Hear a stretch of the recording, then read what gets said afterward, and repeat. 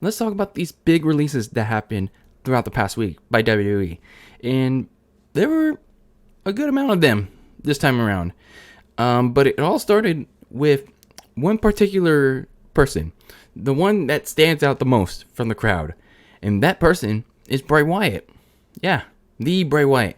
The leader of the Wyatt family, the Eater of Worlds, the Face of Fear, the Mr. Rogers in a sweater, Firefly Funhouse Bray Wyatt, the Fiend, however you want to define Bray Wyatt. Yeah, that Bray Wyatt was released on July 31st. That pretty much started these round of releases for WWE within the last week or so.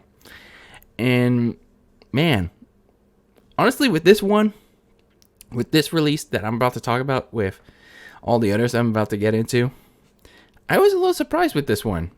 And sure, it took place a little over a week ago now, but at the time when, the release happened, I never had the chance to, fully get in my thoughts, even when I got back from a family thing, and that was out of state. And right now, as I fully have my thoughts now, I'm just wondering, why did WWE release him when he was one of the top merchandise guys, and fans of all kinds liked him? Whether it was a casual, core, or hardcore fan, people liked him. People were fans of Bray Wyatt, especially with the Fiend gimmick. People could have dressed up like the Fiend.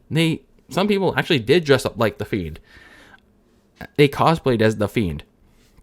So, I'm really curious as to why they did this. They released Bray Wyatt when he had a lot of appeal to fans of all kinds, and he had a little bit of mainstream buzz too.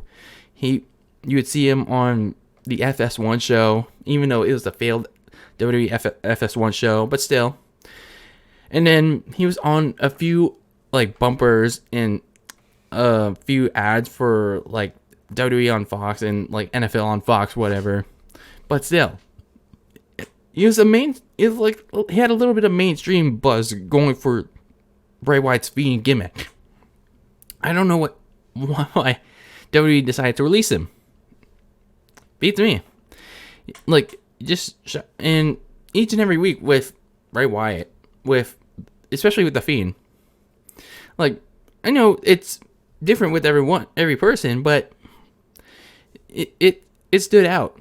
Bray Wyatt's gimmick, it stood out. It presented something new to the table, something different to the table. It was just I work hard, I work different.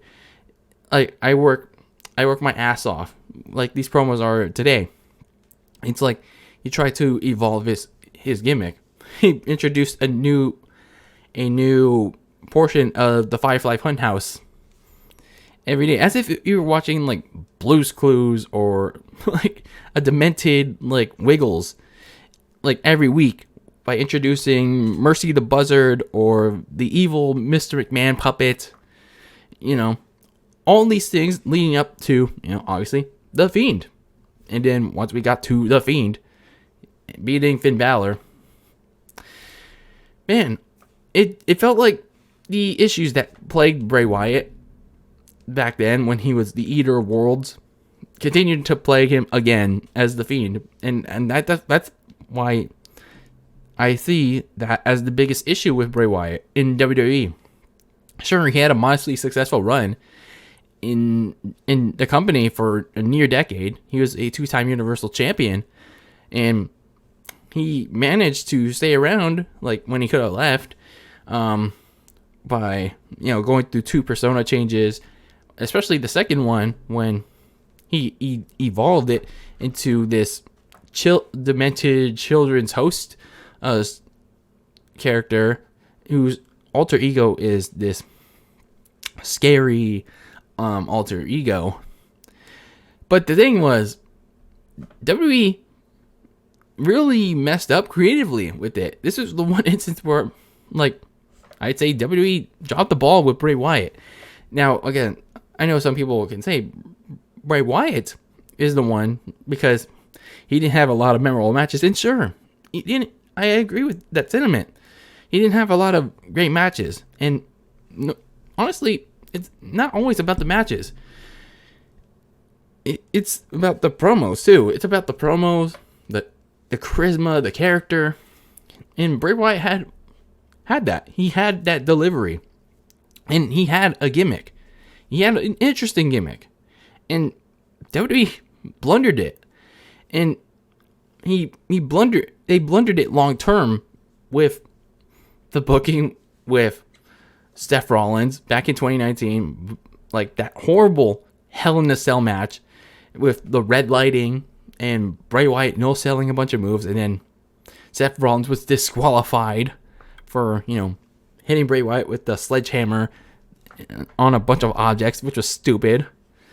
And then Bray Wyatt losing the Universal title when he never should have had it in the first place to Goldberg at Stupid Shitdown in 2020.